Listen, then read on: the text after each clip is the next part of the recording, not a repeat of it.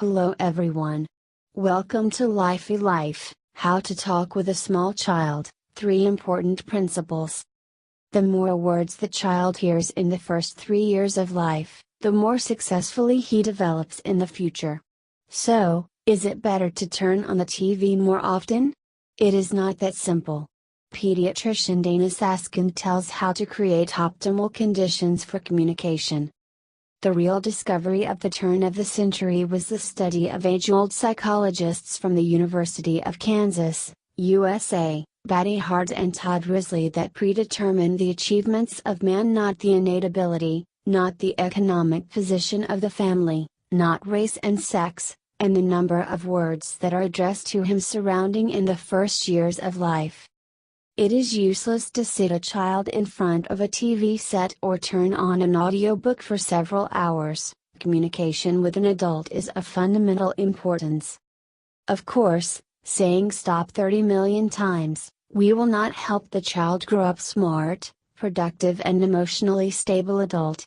It is important that this communication is meaningful, and speech, complex and diverse. Without interacting with others, the ability to learn is weakened. Unlike the pitcher, which will store everything you pour into it, the brain without feedback is more like a sieve, notes Dana Saskind. Language cannot be learned passively, but only with the help of a reciprocal, preferably positive, reaction of others and social interaction.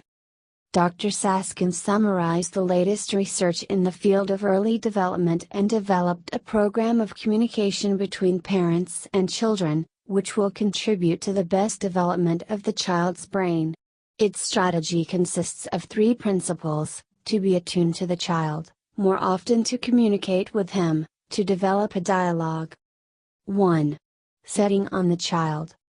It is a question of the parent's conscious aspiration to notice everything that the baby is interested in, and to talk with him on this topic.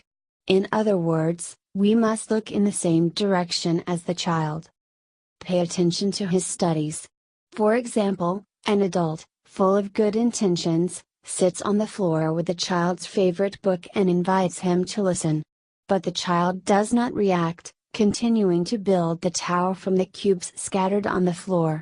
Parents again call, "Come here, sit down. Look, what an interesting book. Now I'm reading to you." It seems to be all right, right? Loving adult, a book. What else does the child need? Perhaps, only one thing: the attention of parents to the occupation, which is currently interested in the child himself. To tune into a child means to take a close look at what he does and to engage in his activities. This strengthens contact and helps to improve the skills involved in the game, and through speech interaction, to develop his brain. The child can focus only on what he is interested in.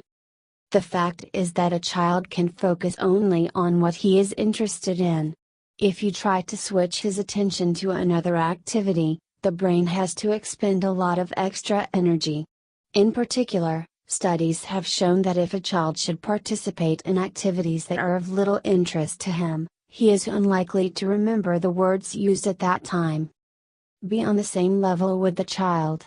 Sit with him on the floor during the game, keep it on your lap while reading, sit at one table while eating, or lift up the crumbs to look at the world from the height of your growth. Simplify your speech. As babies attract attention with sounds, so parents attract them by changing the tone or volume of the voice. Suckling also helps the child's brain learn the language. In a recent study, it turned out that 2-year-old babies with whom lisped at the age of 11 to 14 months, knew twice as many words as those with whom they spoke in an adult way. Simple, recognizable words quickly attract the attention of the child to what is being said and who speaks, prompting him to strain attention, get involved and communicate. Experimentally proved, children learn words that are heard more often, and listen longer to sounds that they heard before. 2. Active communication. Speak out loud everything that you do. Such commenting is another way to surround the child with speech. It not only increases the vocabulary, but also shows the relationship between the sound, word, and the action or thing to which it refers. Let's put on a new diaper. What it is white outside and blue inside. And not wet. Look. Dry and so soft. We take toothbrushes. Yours is purple, and Daddy's green. Now squeeze out the paste, a little bit of pressure. And we will clean, up and down. Is it ticklish? Use close-up comments. Try not only to describe your studies, but also to comment on the child's actions. Oh, you found my mother's keys. Do not take them in your mouth, please. They cannot be gnawed. This is not food. Do you open your car with keys? The keys open the door. Let's open the door for them. Avoid pronouns, they cannot be seen. Avoid pronouns. Pronouns cannot be seen, except to imagine, and then if you know what it's about. He, she, is this? The child does not have the faintest idea what you are talking about. Not I like it, but I like your drawing. Avoid pronouns, they cannot be seen. Avoid pronouns. Pronouns cannot be seen, except to imagine, and then if you know what it's about. He, she, is this? The child does not have the faintest idea what you are talking about. Not I like it, but I like your drawing. Compliment, detail his phrases. Learning the language, the child uses parts of words and incomplete sentences. In the context of communication with the child, it is necessary to fill such gaps, repeating the already completed phrases.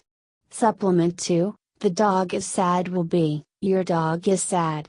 With time, the complexity of speech increases. Instead of, give Pinky we say, your eyes are already sticking together. It's very late, and you're tired. Additions, detailing and alignment of phrases allow you to be a couple of steps ahead of the communicative abilities of the baby, encouraging him to more complex and versatile communication. 3.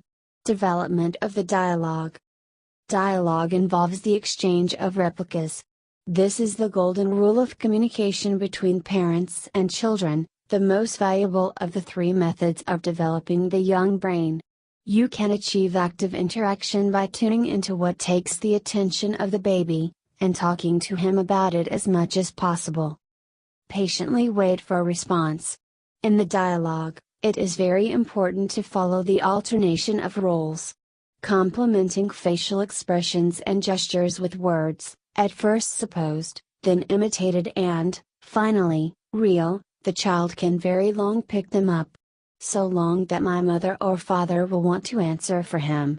But do not rush to break the dialogue, give the child time to find the right word. The words what and what interfere with the dialogue. What color is the ball? What does the cow say? Such questions do not contribute to the accumulation of vocabulary, because they encourage the child to remember words he already knows.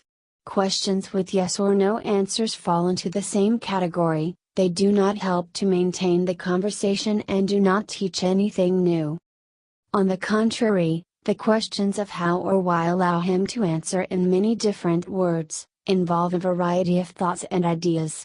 On the question why it is impossible to nod your head or show with your finger. How? And why? Trigger the thinking process, which ultimately leads to a problem-solving skill. Read more about this in the book by Dana Saskind, Beth Saskind and Leslie Levinter Saskind 30 Million Words. We develop the brain of the baby, just talking with him, Mann, Ivanov, and Ferber, 2016. Thank you for watching. Make sure you like the video and subscribe for our new content. Click the bell sign to stay in contact with updates from us. Hope seeing you back on Lifey Life.